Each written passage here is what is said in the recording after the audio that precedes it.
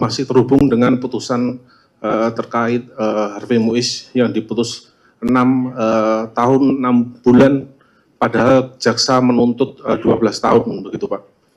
Kita tahu di masyarakat kemudian muncul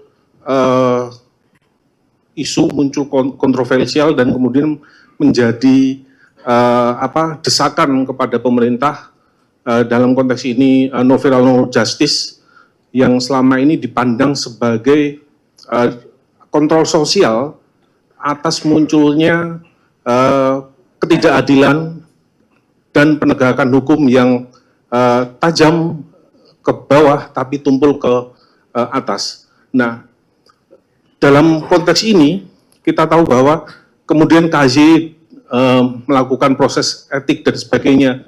Nah, ini kan seperti pemadam kebakaran, Pak.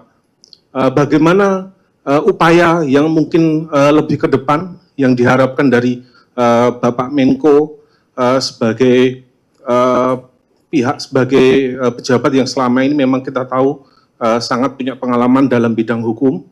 Nah, apa ada satu treatment khusus yang dilakukan agar tidak ada penegakan hukum yang seperti semacam itu, yang penegakan hukum yang memandang bulu atau tajam kepada rakyat kecil tapi tumpul, sehingga penegak hukum itu tidak menjadi pemadam kebakaran. Yang pertama bahwa Bapak Presiden sudah jelas di dalam arahnya kepada kita yang tergabung di dalam TES, pencegahan dan penanganan tindak pidana korupsi, bahwa penanganan terhadap tindak pidana korupsi harus tegas dan tanpa ragu-ragu. Nah, itu yang sedang kita kerjakan, dan sejak DES ini dibentuk, tadi sebagaimana yang telah disampaikan oleh Pak Jaksa Agung, ada 6,7 triliun rupiah yang sudah bisa diselamatkan. Uangnya ada dan sekarang ada di akun BRI. Khusus hari ini, kami dari DES, Pak Jaksa Agung kan tadi sudah mengumumkan 2 kasus korupsi yang terkait. Pertama, tindak pidana korupsi tata kelola sawit dari tahun 2005 hingga 2024. Itu yang melibatkan ada tambahan 1 tersangka perorangan baru dengan 2 korporasi tersangka baru dengan total kerugian kurang lebih 73,9 triliun keuangan negara, kerugian negara yang bisa diselamatkan.